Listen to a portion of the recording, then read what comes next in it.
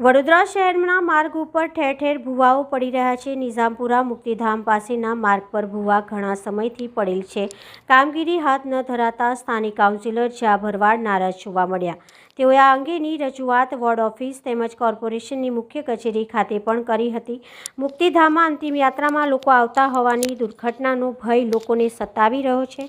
સ્થાનિક કાઉન્સિલરની રજૂઆતના પગલે મ્યુનિસિપલ કમિશનર ગોપાલ રાણા ભૂવાની મુલાકાત લઈને રવાના થઈ ગયા હતા। તેઓએ આ બાબતની કોઈ ચર્ચા કરેલ ન હતી। વોર્ડ નંબર 1ના કાઉન્સિલરે આ બાબતે તંત્રની કામગીરી પર આકરા પ્રહાર કર્યા હતા। વડોદરા શહેરમાં આ અમારા વોર્ડ નંબર 1માં નવાયાર્ડ ખાતે નિઝામપુરા સ્મશાનની બહાર મોટો મહાકય ભૂવો પડ્યો છે। આમ જોવા જાવ તો આ ભૂવોને પણ મોટો કૂવો થઈ ગયો છે। તમે જુઓ કે કેટલો મોટો ભૂવો પડી ગયો છે। એટલે છેલ્લા 4 દિવસથી વારંવાર રજૂઆત કરવા છતાં પણ આનું કોઈ હજી સુધી નિરાકરણ આવ્યું નથી।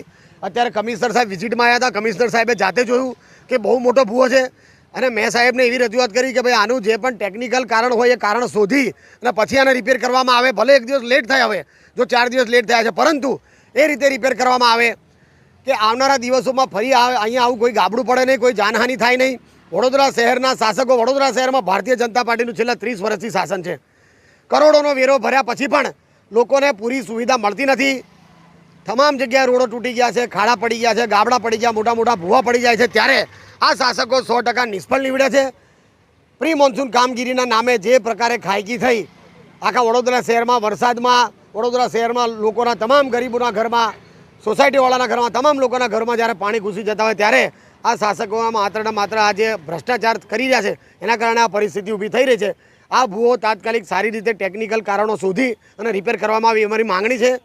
વડોદરા શહેરની જનતા જ્યારે કરોડોનો ટેક્સ ભરતી હોય ત્યારે તેમ છતાં એમને જે પૂરતી સુવિધાઓ મળવી જોઈએ એ મળતી નથી અને મોટી મોટી વાતો કરીને આ શાસકો માત્ર એમની જે તુમાખી ભર્યા વલણથી આ વડોદરા શહેરની જનતાને ગેરમાર્ગે દોરી રહ્યા છે। તો અમે વિપક્ષ તરીકે અમે એ માંગણી કરીએ છીએ કે વડોદરા શહેરની જનતાના કરોડોના વેરાને પૂરેપૂરું વળતર મળવું જોઈએ।